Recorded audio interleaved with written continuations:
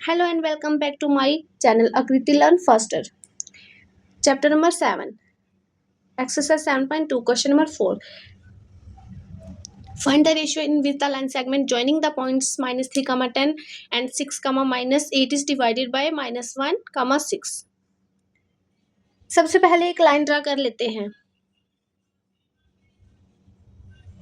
एक line segment draw कर दी, A B नाम उसके दे दिए.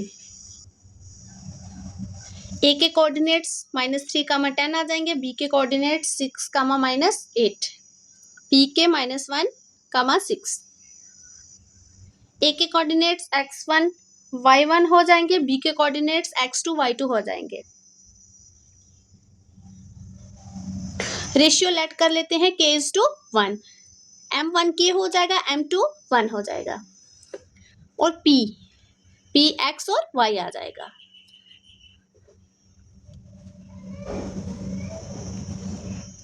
p हो जाएगा x और y. सेक्शन फार्मूला अप्लाई करना है. m1 x2 plus m2 x1 upon m1 plus m2. और जब y का निकालेंगे तो m1 y2 plus m2 y1 upon m1 plus m2.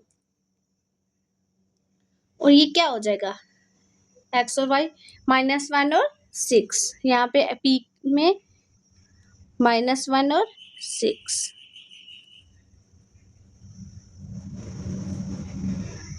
-1 और 6 ये कैसे दिया, p के कोऑर्डिनेट्स गिवन है.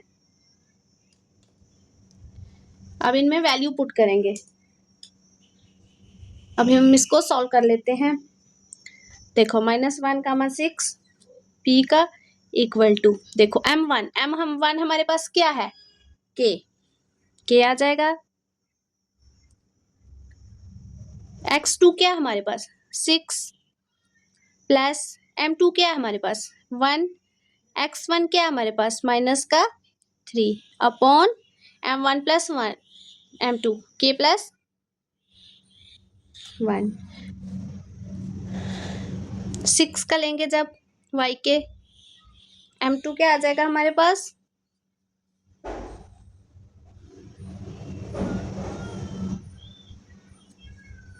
m1 क्या है पहले k, फिर y2 -8 प्लस m2 क्या आ जाएगा 1, y1 क्या है 10 upon m1 plus m2 means k plus 1.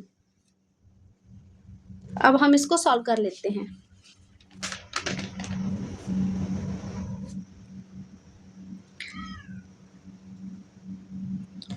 k plus 1 हम सैमिटीज लिख लेते हैं. 6 को k के साथ मल्टीप्लाई करेंगे, 6k आ जाएगा. Plus minus minus 3 1 3 upon k plus 1. इसको मल्टीप्लाई करेंगे -8k आ जाएगा. Plus 10 1 10 upon k plus 1. अब हमें कंपेयर करना है.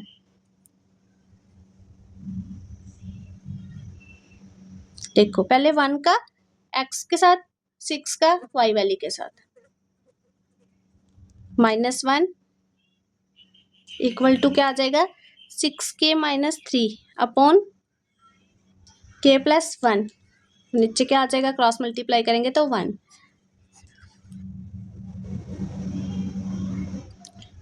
माइनस का k minus plus minus 1 1 1 equal to 6k का 6k -3 1 3.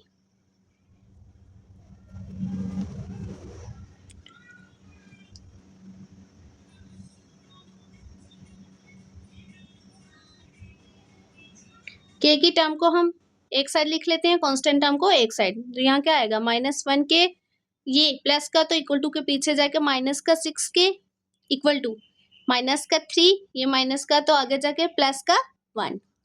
तो माइनस माइनस प्लस 6 और 1 7 के बड़े टर्म के साथ साइन माइनस का तो -7k इक्वल टू 2 में से 1 गए, 3 में से 1 गए तो 2, बड़े टर्म के साथ माइनस है, माइनस का 2, के इक्वल टू -2, ये इक्वल टू के आगे जाके डिवाइड हो जाएगा, माइनस का 7।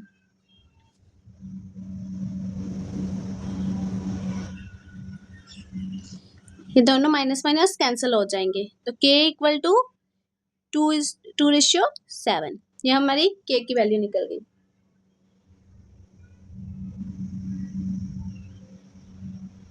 k की रेशियो हो जाएगी 2:7।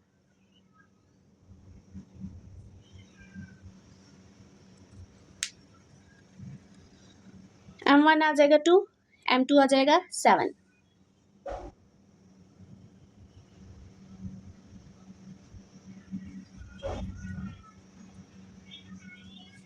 अब हमने देखो -1 को इस टर्म के साथ कंपेयर किया था, अब 6 को y वाली टर्म के साथ कंपेयर कर लेते हैं। देखो क्या आ जाएगा, 6 equal to -8k plus 10 upon k plus 1, इनका भी क्रॉस मल्टीप्लाई करेंगे तो जिसके नीचे कुछ नहीं होता, 1, 6k का 6k plus 6 1 6 equal to 8k same it is 10 1 10।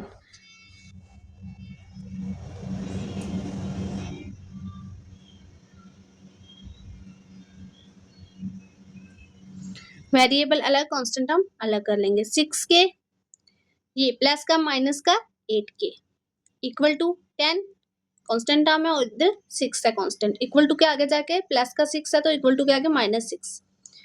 8 में से 6 गए तो 2k, बड़े टर्म के साथ माइनस है, माइनस का 6, 10 में से 6 गए तो 4।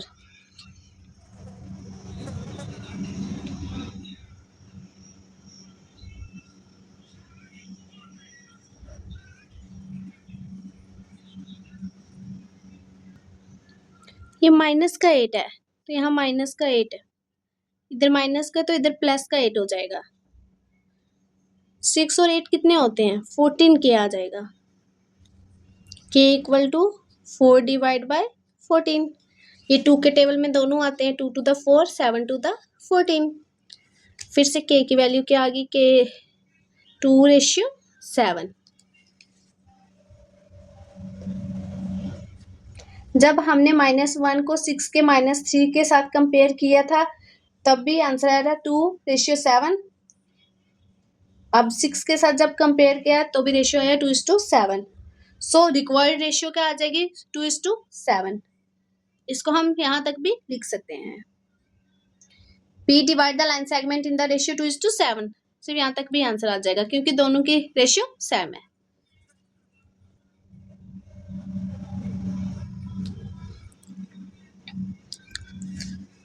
So